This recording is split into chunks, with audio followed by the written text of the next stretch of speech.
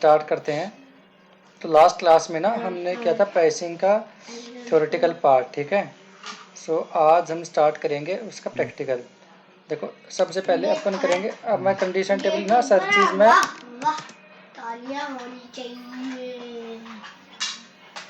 हर चीज़ में T code से करूँगा, ठीक है। पाथ नहीं सिखाऊंगा, पाथ, ठीक है। ठीक है। तो अपना कंडीशन टेबल का टी कोड था V/03, या पाथ भी लिख देते ठीक हैं, है। कोई सुनिए। पहले SPRO में जाएंगे, then SAP reference IMG, then SD sales and distribution, then basic function, then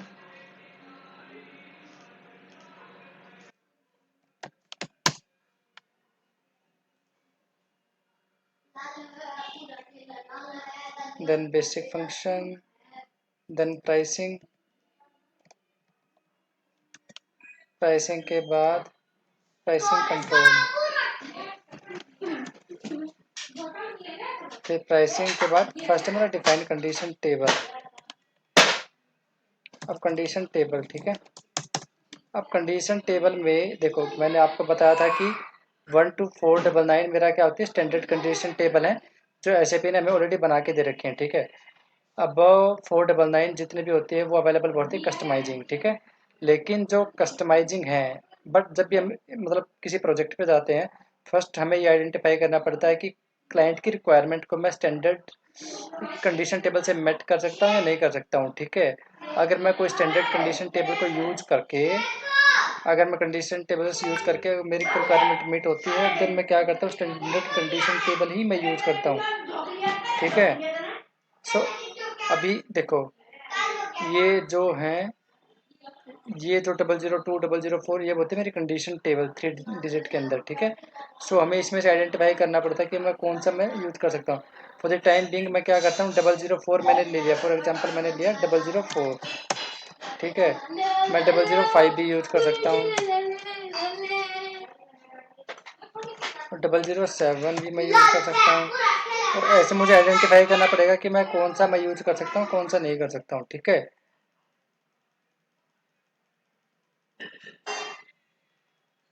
या देखो सेल्स एरिया वाइज भी, अकाउंटिंग इंडिकेटर वाइज भी है, और कस्टमर हायरार्की वाइज भी है।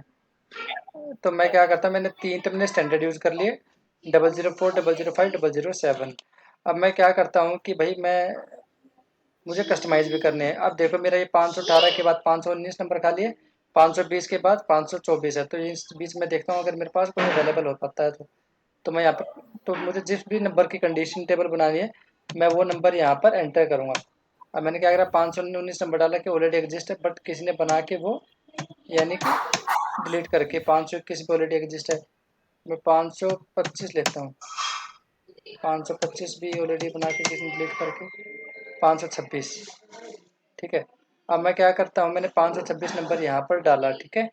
अब 526 नंबर डाला, मैंने एंटर किया। एंटर करने के बाद अब ये जो राइट साइड में फील्ड है, ठीक है, ये फील्ड कैटलॉग जो राइट साइड में फील्ड कैटलॉग है, यहाँ से मुझे ना सेलेक्ट करना पड़ेगा एज पर द रिक्वायरमेंट, ठीक है। सपोज करो कि भाई अब मैं जैसे ये नेक्स्ट पेज का बटन है, अब मैं यहाँ से लेता हूँ जैसे कंपनी कोड। जैसे मैं कंपनी कोड पे क्लिक करूँगा, तो कंपनी कोड पे क्लिक करूँगा तो मेरी वो लेफ्ट साइड मूव हो जाएगी, ठीक है। ऐसे जैसे मैंने कस्टमर लिया, कस्टमर डबल क्लिक करा, वो लेफ्ट साइड से राइट साइड से लेफ्ट साइड में मूव हो गया। ठीक ऐसे है। मैं नेक्स्ट पेज में करूँगा। नेक्स्ट पेज में से जैसे डिवीज़न ले लिया, एंड मैं ले लेता हूँ, और इनको टर्म्स ले लिया, देन मैंने इनको एक ले टर्म्स लिया। क्या चीज़ है? ये इनको टर्म्स क्या चीज़ है? इनको टर्म्स जब मैंने कस्टमर आपको करवाया था, तो मैंने आपको बताया था हम्म। इनको टर्म्स क्या होता है। इनको टर्म्स क्या होता है, एग्रीमेंट बिटवीन बायर और सेलर, ठीक है। कि जो ठीक भी है। मतलब मेरा काइंड ऑफ जैसे मैंने था FOB, EXW, और उन सब का मैंने आपको बताया था कि यूज़ क्या होता है, ठीक है। ठीक है।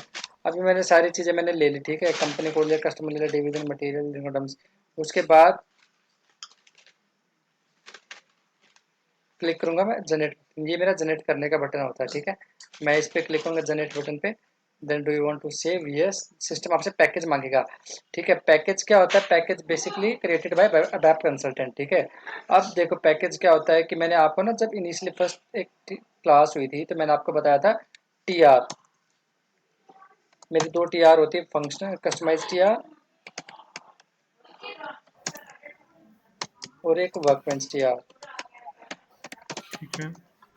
अब एसडी के अंदर भी जब हम कंडीशन टेबल बनाते हैं तो उस टाइम पे सिस्टम क्या करता है, वर्कबेंच टीआर क्रिएट करता है, ठीक है। और वर्कबेंच टीआर जितनी भी क्रिएट होती है वो एक पैकेज के अंदर जाके सेव होती हैं।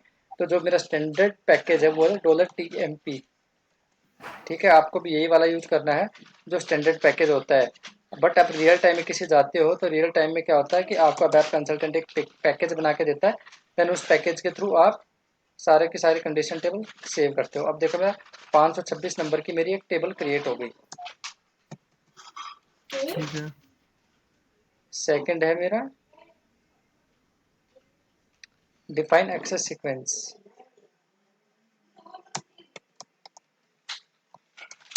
देखो एक्सेस सीक्वेंस क्या होता है, एक्सेस सीक्वेंस मैंने आपको थ्योरेटिकल बताया था।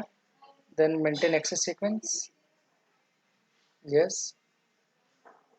देन क्लिक ऑन इवेंट्री, तो मैंने यहाँ पर बना बोल दिया ZSAC pricing access sequence. Then select, then click on access button, then click on new entry. अब यहाँ पर देखो मुझे जितनी भी मेरी कंडीशन टेबल हैं मुझे वो एक सीक्वेंस में असाइन करनी पड़ेंगी, ठीक है। तो मेरी क्या क्या लेम 004 005 और 007 और 526। अब यहाँ पर देखो कि मैंने 10-10 का डिफरेंस क्यों लिया। मैंने 10-10 का डिफरेंस इसलिए लिया क्योंकि अगर इन फ्यूचर मुझे नई कोई एक्सेस सीक्वेंस ऐड करनी है तो मैं न्यू एंट्री करके जैसे 10 के बाद 11 12 13 14 कोई भी नंबर लेके मैं उस पर ऐड कर सकता हूँ, ठीक है। और मैंने आपको बताया एक्सक्लूसिव इंडिकेटर, एक्सक्लूसिव इंडिकेटर मैंने यहाँ पर एक्टिवेट कर दिया, ठीक है। अब मैंने क्या करा, ठीक है। एक्सेस सीक्वेंस बना दिया और उसमें कंडीशन टेबल भी बना दी, एक असाइन कर दिया। अब मुझे क्या करना पड़ेगा, जितनी भी मेरी टेबल है ये एक्टिवेट करनी पड़ेंगी। अभी के लिए क्या है, इनएक्टिव है। इनएक्टिव का मतलब यहाँ से मैं चेंज कर सकता हूँ, ठीक है। अब मैं इसको सेलेक्ट करूँगा, सेलेक्ट के बाद फील्ड्स पे क्लिक करूँगा, देन प्रेस एंटर, एंटर,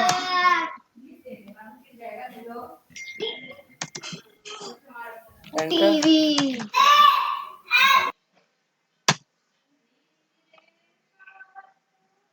ठीक है, यहाँ पर कोई भी चीज़ रेड में जानी चाहिए। अगर कोई चीज़ रेड में आ गया तो इट मीन्स क्या है कि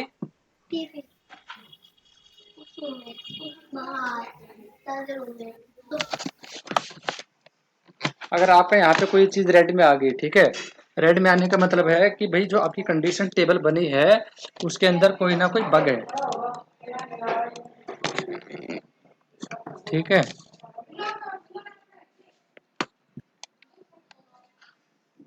तो ऐसे ही अब मेरा क्या हुआ, 004 तो मेरा एक्टिवेट हो गया। अब मुझे क्या करना पड़ेगा, सेम वे 005 करना, सेलेक्ट, देन फील्ड पे क्लिक करना है, double click, then enter, enter, enter. अब ये भी मेरा एक्टिवेट हो गया, ठीक है। अब देखो ये मेरे दो एक्टिवेट होने के बाद मैं यहाँ पे कोई भी चेंज नहीं कर सकता। देन मुझे थर्ड, ठीक है।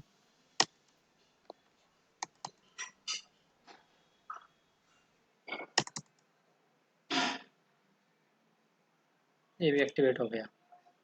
देन थर्ड है मेरा,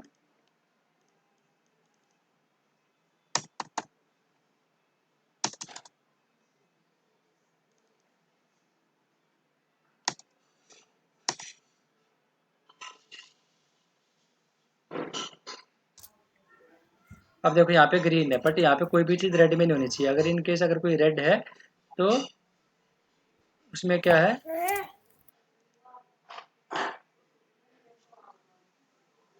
क्रिएट किया मैंने टेस्ट, देन सेव, ठीक है।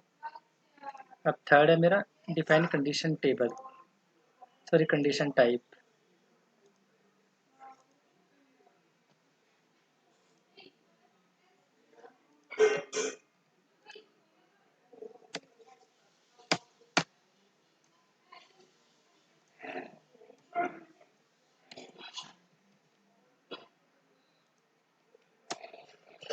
तो नरेश भाई कंडीशन टेबल का यूज कहाँ पे होता है, कब होता है, कैसे होता है?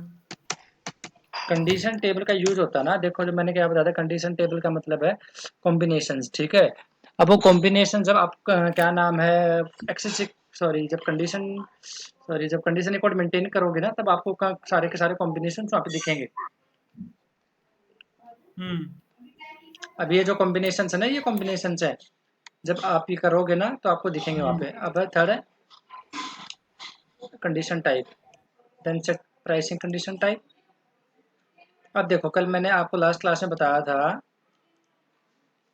मेरी कुछ स्टैंडर्ड कंडीशन टाइप्स होती हैं, ठीक है। स्टैंडर्ड कंडीशन टाइप जैसे मैंने ये आप बताया था आपको, ठीक है, ठीक है। अब देखो ये क्या होता है, स्टैंडर्ड कंडीशन टाइप ऐसे भी जो बना के दे रखे में, प्राइसिंग के लिए है, टैक्स के लिए है, फ्रेट के लिए है, डिस्काउंट के लिए मेरी ये है। तो अब मैं क्या करूँगा, खाली मैं आपको एक बनाने सिखाऊंगा, कौन सी प्राइसिंग की, ठीक है। सेम आपको टैक्स की बनानी है, सेम आपको ये बनानी है, बट आपको क्या करना है कि रेफर करना है कि सपोज करो आपको कि टैक्स की कंडीशन टाइप बनानी है, तो आपको क्या करना पड़ेगा, टैक्स की कंडीशन टाइप को रेफर करना पड़ेगा। ऐसा नहीं है कि आपको टैक्स की कंडीशन टाइप बना रहे हो बट रेफर करो प्राइसिंग की, ठीक है। तो मैं क्या करूँगा यहाँ पर पी आर, मैंने क्या करा, पोजीशन पे क्लिक करा, मैं PR00 को लेके गया, एंटर किया, सेलेक्ट किया, सेलेक्ट करने के बाद कॉपी किया, तो मैंने उसका कोड रख दिया ZSAC सेम, मैंने यहाँ पे दे दिया बेसिक प्राइस, और मैंने अपनी एक्सेस सीक्वेंस भी असाइन कर दी ZSAC,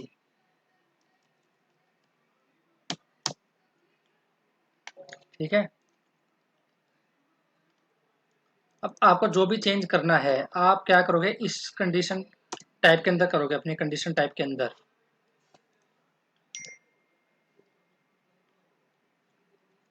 ठीक है। मैंने बताया था कि जो मेरे कंडीशन टाइप दो तरीके की होते हैं, वन इज कंडीशन मैनुअल और ऑटोमेटिक। मैनुअल कंडीशन टाइप को हम कभी रिकमेंड नहीं करते, हम हमेशा करते हैं ऑटोमेटिक को। तो ऑटोमेटिक के लिए मैं यहाँ पे लगाना पड़ता है not possible to process manually D, ठीक है। देन सेव,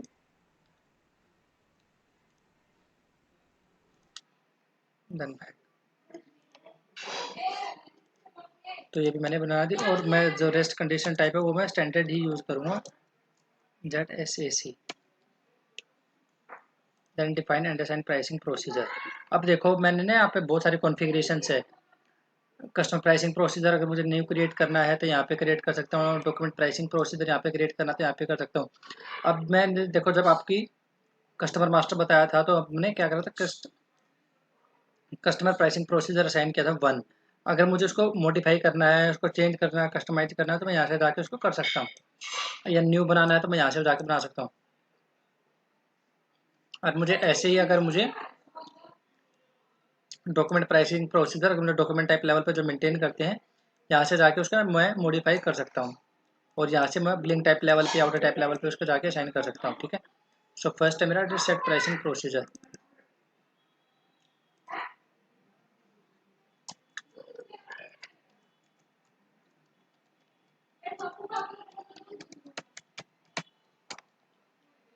लिखो न्यू एंट्री, तो मैंने बोल दिया ZSAC domestic pricing procedure, then select, then procedure, click on control data, then click on new entry. अब यहाँ पर देखो, अब आपको क्या है कि सेम आपको ना स्टेप नंबर देने हैं। स्टेप्स का मतलब है, अब सबसे पहले मैंने आपको बताया था, सबसे पहले क्या था, प्राइस, प्राइस की जो मैंने कंडीशन टाइप बनाई वो ZSAC, देन डिस्काउंट, अगर कोई मेरा डिस्काउंट है तो मैं उसको माइनस करूँगा, ठीक है। K005, K007, अब यहाँ पे लिखेंगे प्राइस आफ्टर डिस्काउंट, देन 60 मैंने डाला, MWST 70 भी मैंने दे दिया, टोटल इनवॉइस वैल्यू, ठीक है। ये समझ में आया?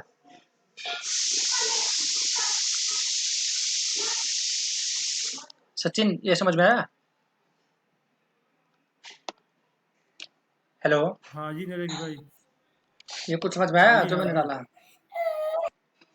समझ रहा हूँ ये।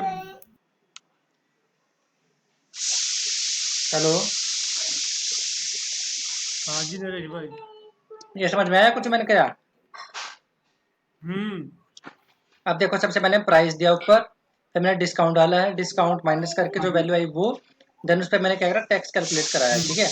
अब मुझे सिस्टम चेक को ठीक है। बताना पड़े, हाँ, अब मुझे ना सिस्टम को बताना पड़ेगा कि मुझे किस वैल्यू पे मुझे टैक्स कैलकुलेट कराना है और किस वैल्यू पे मुझे डिस्काउंट कैलकुलेट कराना है, ठीक है। अब ये वैल्यू क्या है, इस ठीक वैल्यू है। पे मुझे ठीक है। करना है, ठीक है। तो ये अब मुझे डिस्काउंट है, डिस्काउंट कितने पे कराना है, बेसिक प्राइस पे। तो बेसिक प्राइस कितने नंबर पे है, 10 नंबर पे। तो मैं क्या करूंगा, यहाँ पे 10 नंबर असाइन करूंगा, यहाँ पर भी 10, यहाँ पर भी 10। वो जो आपने बताया था पिछली क्लास में कि जो पहले उठाएगा उसको ले लेगा, उस कंडीशन में कैसे करेंगे हम? वो बताऊंगा ना, आगे है ना वो तो। अच्छा ठीक है। ठीक है। तो मैंने बोला 10 से 50 तक मेरा ये है। देन जब 50 पे वैल्यू आई वो मेरी, उस पर सिस्टम टैक्स कैलकुलेट करेगा। और देन 60 से लेके 70 तक मेरी टोटल इनवॉइस वैल्यू होगी।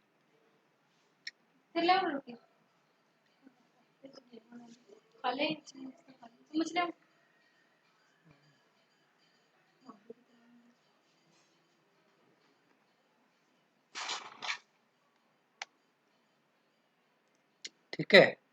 अब ये देखो, जो मैंने 10 नंबर फ्रॉम टू लगाया है ना, एक बार इसका मीनिंग समझो कि क्या है। हाँ जी। ठीक है। अब देखो, मैंने सिस्टम को बताया जो डिस्काउंट कैलकुलेट कराना है वो 10 नंबर पे कराना है।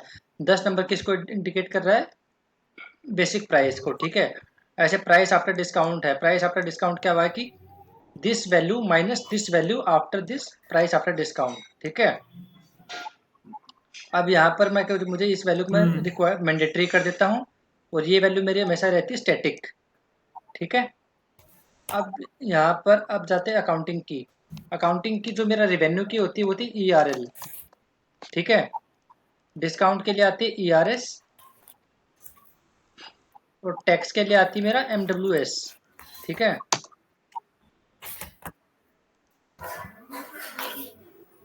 हम्म। देन इसको सेव करते हैं, ठीक है।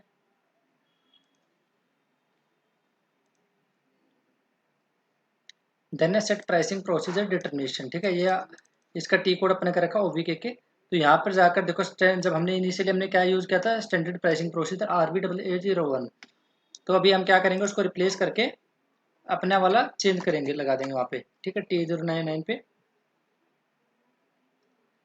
नहीं, तुम्हारा क्या लगाना था,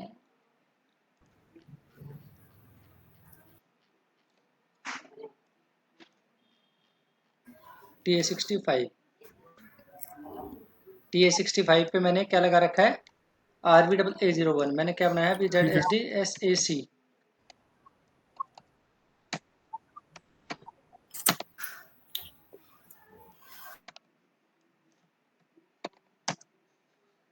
डोमेस्टिक प्राइसिंग प्रोसीजर। अब मैंने पता है अपना प्राइसिंग प्रोसीजर की पूरी कॉन्फ़िगरेशन मैंने कर दी, ठीक है। अब मुझे क्या करना पड़ेगा, टेस्ट करना पड़ेगा। टेस्ट के लिए मुझे क्या करना पड़ेगा, सबसे पहले देखो, जितनी भी मेरी SD के अंदर टेस्टिंग होती है वो सारी मेरी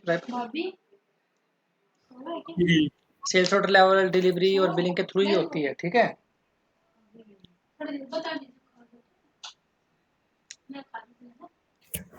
तो अब हम क्या करेंगे, सेल्स ऑर्डर बनाएंगे, /NVA01।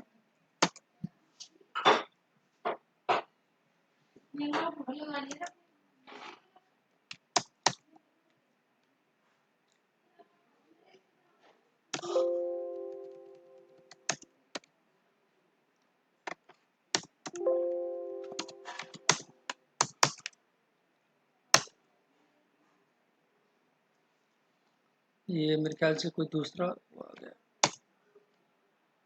T05 आ गया, तो नहीं, /NSE16N।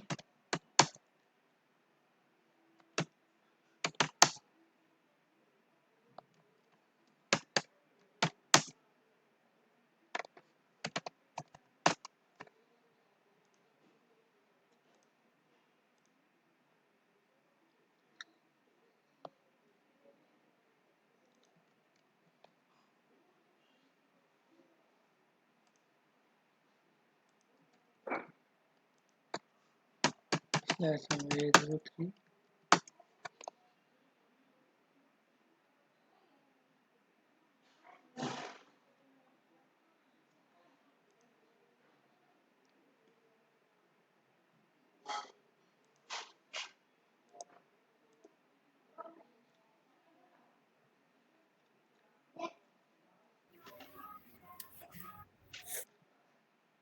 अब आपका देखो प्राइसिंग भी हो जाएगा, तो आपको क्या करना है कि standard table, standard delivery reports, उन सबको एक बार चला के देखना है, ठीक है। उनका यूज़ करना स्टार्ट करो, क्योंकि जब मैं आपको एफ बनाना सिखाऊंगा तो एफ के टाइम पे विदाउट टेबल आप कुछ भी नहीं कर सकते, विदाउट ठीक है। रिपोर्ट, ठीक है। हम्म। ठीक है।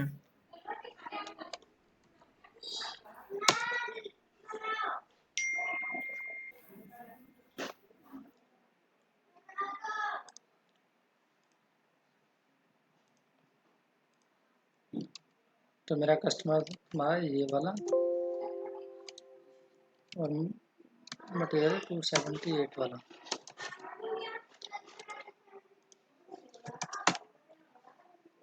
अभी देखो सिस्टम ने एरर दिया हमें कि जो मैंडेटरी कंडीशन टाइप आपकी ZSAC इज मिसिंग, ठीक है। ZSAC का मतलब है कि देखो मैं डबल क्लिक करूंगा यहाँ पर मटेरियल लेवल पे और कंडीशंस पे जाऊंगा, और कंडीशंस पे जाने के बाद मैं एनालाइज पे जाऊंगा, ठीक है। हाँ जी। एनालाइज पे जाके देखा कि मेरी जो प्राइसिंग प्रोसीजर मैंने असाइन करा था सिस्टम ने वही पकड़ा है अभी तक, ठीक है।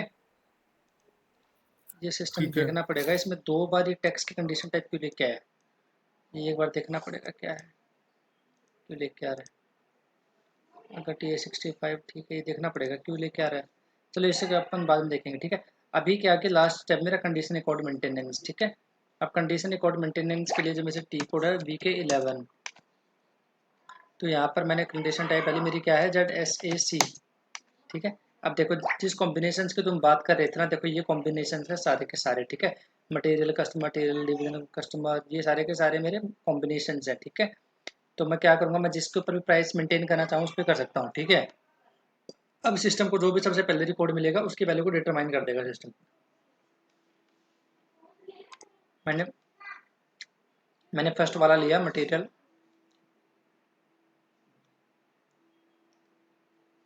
अब सिस्टम यहाँ से मांगेगा आपके सेल्स ऑर्गेनाइजेशन, मैंने डाला TA65, और मेरा डिवीजन क्या है 1B, और मेरा मटेरियल नंबर है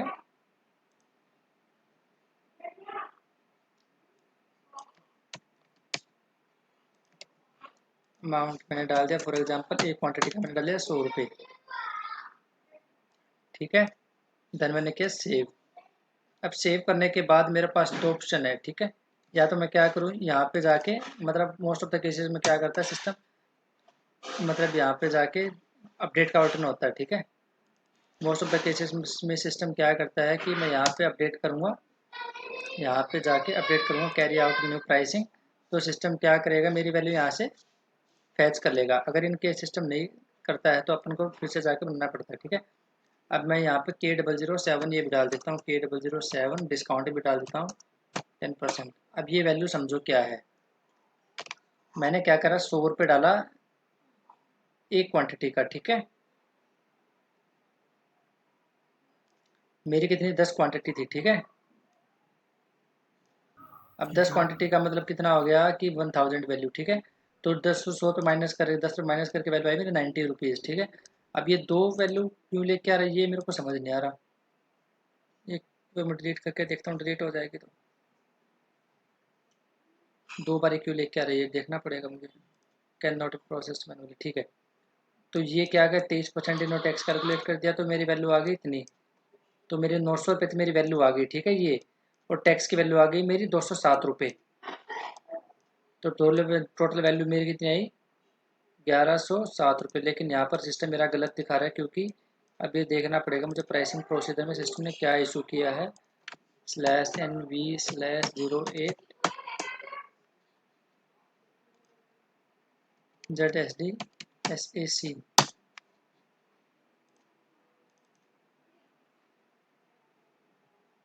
यहाँ पर तो बिल्कुल सही बनाया ये 60 से 70 या 50 से 70 बोल देते हैं, यहाँ पे 50 लगाएं।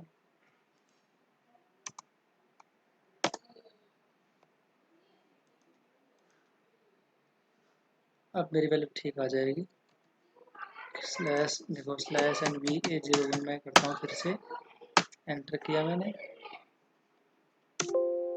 अब मुझे मैनुअली ये की वैल्यू डालनी पड़ेगी डिस्काउंट की, बाकी सिस्टम क्या करेगा, अपने आप ही फैच कर लेगा।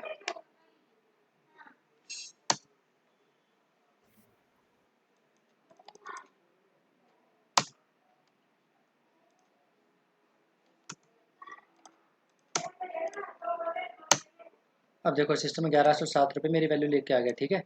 900 प्लस 207 इक्वल टू 1107, ठीक है। अब ये देखो 100 रुपये मेरी वैल्यू थी, 10% माइनस हो गया, 90 रुपये आ गया। अब ये दो टैक्स की वैल्यू क्यों लेके आ रहा है, मुझे ये बार ये चेक करना पड़ेगा। बट ये टैक्स कैलकुलेट करके मेरी टोटल वैल्यू आ गई 110 रुपये फॉर 1 क्वांटिटी। मेरी दो 10 टैक्स वैल्यू क्वांटिटी। दिखा रहा है ये। हाँ, दो टैक्स दिखा रहा है, गलत है, दो टैक्स की वैल्यू क्यों दिखा रहा है, एक बार मुझे इसमें देखना पड़ेगा क्या छेड़खानी है, क्यों दिखा रखा है दो टैक्स। ठीक है, टोटल वैल्यू होगी 1107 रुपये। अब ये सेम वैल्यू मेरी चली जाएगी मेरा